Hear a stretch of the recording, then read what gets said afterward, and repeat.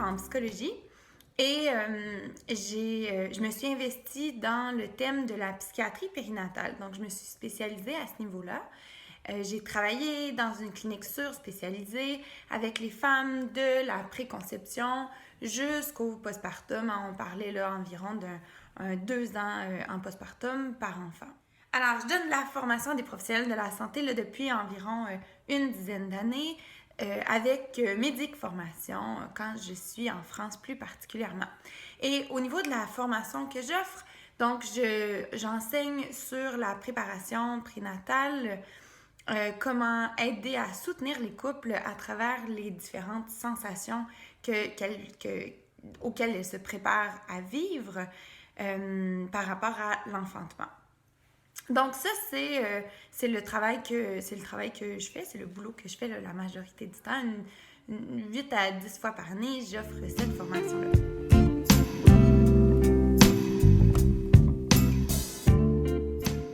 Pour moi, j'ai un problème avec le mot accouchement pour 2 raisons. La première, l'accouchement, dans le mot accouchement, il y a le mot coucher.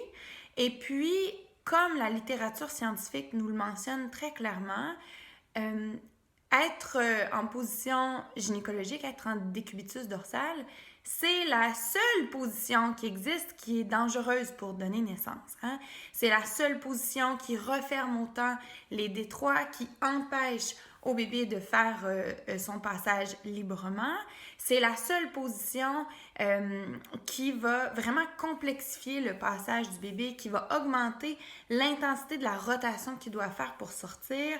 Donc, et quand Engelman, un Anglais dans les années 1800, s'est intéressé à l'expulsion des bébés, il est allé dans la communauté chez nous, hein? Donc moi je suis québécoise, donc il est venu ici en Amérique du Nord pour voir les Autochtones donner naissance. Parce qu'il se disait, il me semble qu'il y a quelque chose qui ne fonctionne pas dans la manière avec laquelle on a autant de difficultés à enfanter, à donner naissance. Donc, il est venu ici, puis il s'est rendu compte dans son livre, là, qui est disponible, qui est assez facilement trouvable d'ailleurs,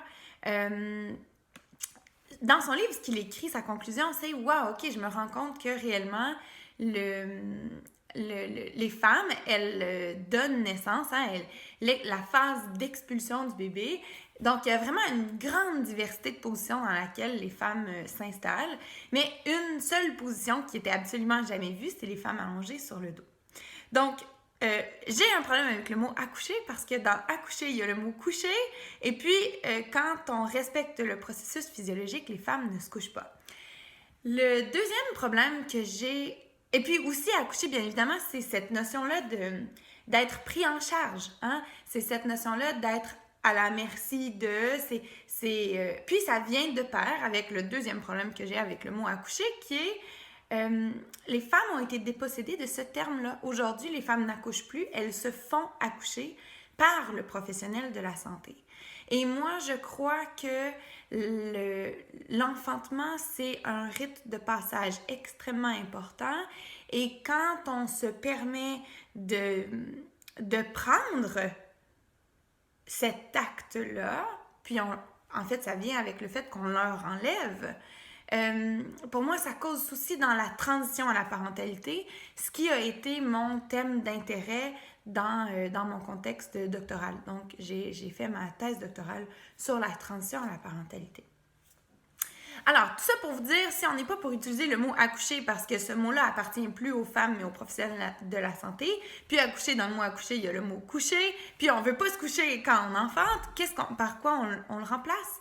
Hein? Ben, moi, j'aime bien m'intéresser à la langue française, puis dans la langue française, la chatte chatonne, la jument pouline, la truie cochonne. Donc, la femme enfante. Hein, je pense que ça, c'est définitivement le terme qui est le plus approprié pour exprimer de quoi on est en train de parler, de cet acte-là qui appartient à la femme. Parce qu'il n'y a personne d'autre qui peut enfanter sauf la personne.